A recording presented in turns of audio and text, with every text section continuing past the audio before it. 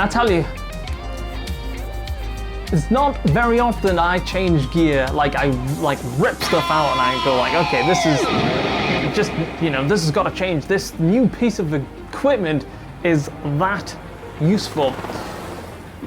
Who here has like an Axe FX or a Line 6 Helix or a Boss GT1000 or any standalone floorboard unit?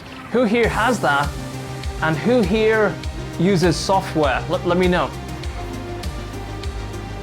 So are you a software only guy? I have a Line 6 Helix, Axe FX, and Axe body spray. Man, I'm gonna need one very soon. So who here is a software guy and who here is hardware, as in a floor controller with built-in effects? And I run almost all, yeah, DSP software. It's an interesting one. Pod, okay. So it's mixed up so far. All right.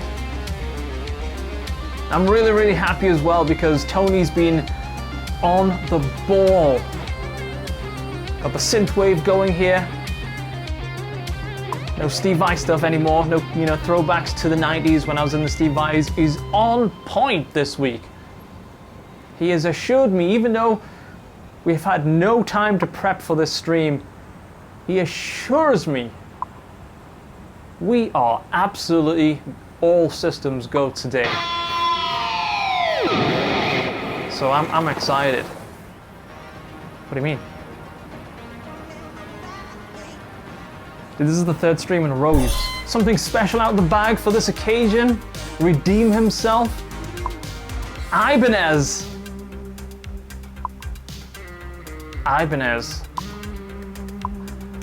All right, we'll see what he sends up. Let's see what he sends up.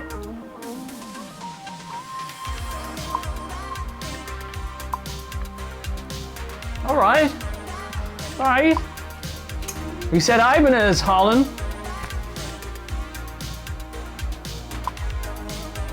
I think you got yourself an Ibanez. Pretty damn cool one as well. Woo! This one's hot.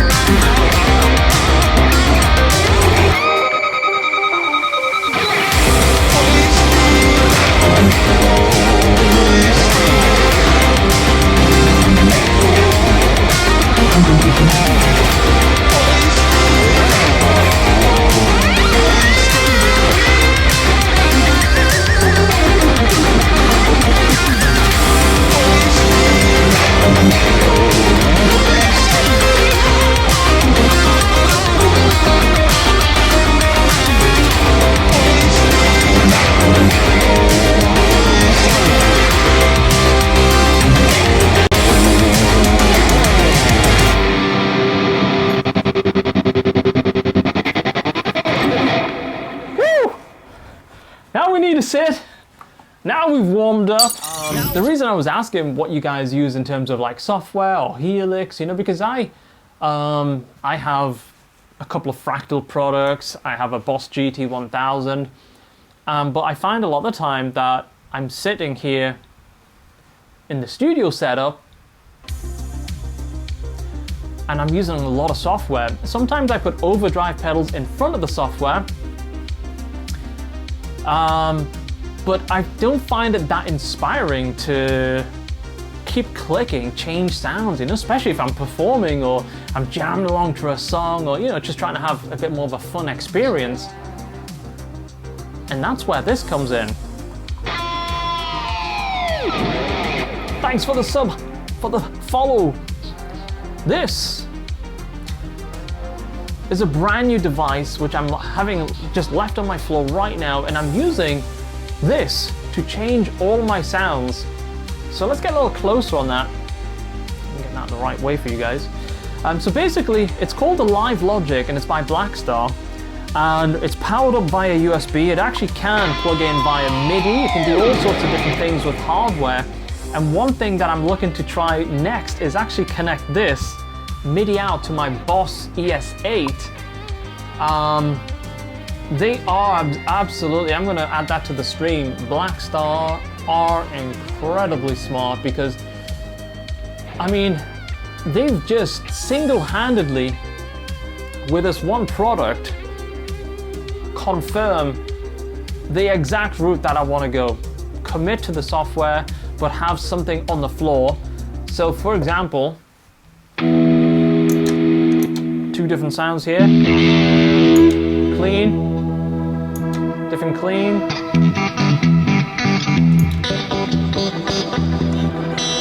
Let's say I want to turn that dreamscape off. Listen to this.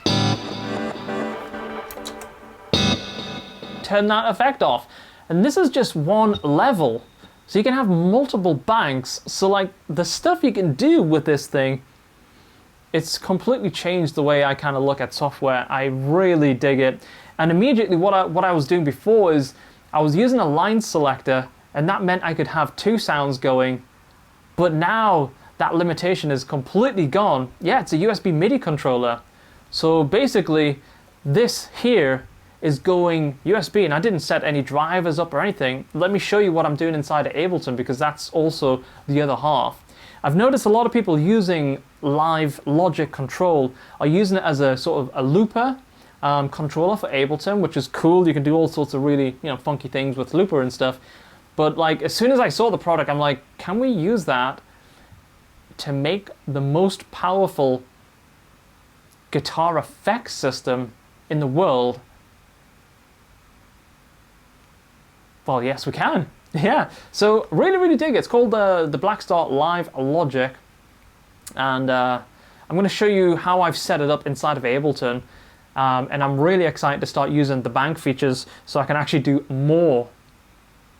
Yeah, you're going to pick this one up, dude. It's unbelievable. Yeah,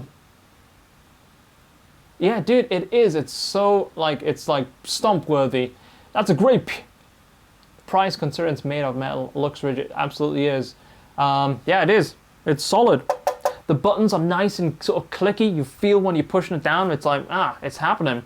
So let me show you the software, because like I say, that is kind of like the other part of it. I know, right? Exactly. When I play through neural plugins, most of the time you felt, yeah, that same wand. I know. Imagine, like, for example, this is a total plausible setup. Imagine you have 3 different channels on a neural DSP plugin. you could actually set 3 of those buttons to switch the channels in Ableton. No problem. That's suddenly, it's like, that's a really, I mean, it's really cool. How is that different? How is that different than a switch, I guess? Yeah, so basically previously I had my guitar going into a switcher, and then that switcher was basically, I'm still using that because I have 2 different inputs, one with the precision drive and one without. And that is kind of another cool way you can use it. If you do use pedals, you can have 2 signals going into your DAW, but only one of them has the overdrive channel, overdrive boost, which is something that I want to explore as well. So that just means like we can make it even more flexible, because we could go to the gain sound.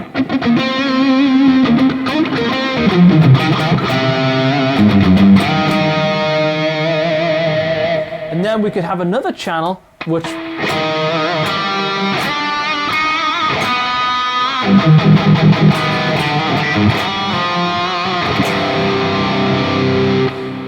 has the even more killer amount of gain. Yeah, so I mean, I'm just scratching the surface with it, but as soon as, you know, they kind of sent an email and it says, hey, we've seen some of your setup on streams, do you want to check this out? And I'm like, okay, I'll have a look. And then I start looking into it, and I saw like all these like guys on YouTube doing all these like funky loops, and I was like, that's not how I want to use it. I want to use this as like an absolute beast of a live switching device, so I can have some crazy effects and channels and stuff. Switching, dude, you can do whatever you like. You can assign buttons to like start tracks. It can be anything. So let me show you what's going on inside of the Mac. First of all, previously you probably saw that I had a ton of different tracks for all my guitar rigs. Like I had an audio channel for high gain, an audio channel for rhythm, an audio channel. And what I was doing previously, I was kind of like automating between all these different channels, which was really like, it was fine until we got to live streaming, because then I, like, if we're just playing a track on the fly, I don't have time to like say, okay, in this section I'm going to have a clean, in this section I want to boost. That's just a nightmare, right? So suddenly that I can have all the sounds and just press play on the track, and then the track starts, and then we can just jam along and change the sounds. That's like really, really cool. So to facilitate that, to make that happen, what I've done with the actual guitar chains is, let me zoom in down here. I've used the power of Ableton racks. So you see down here now, I have just 4 at the moment. And when I click on the buttons on Live Logic, so if we pick this up and I go between that and that and that, what that's actually doing is it's changing what chain is active. It will punch, yeah, it will do anything you like. Yeah, absolutely. Yes, that is what I was doing through Wasted, exactly.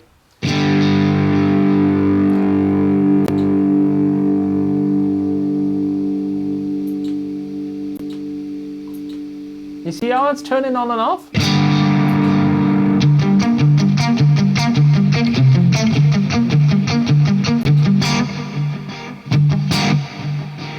So we can do some really cool stuff.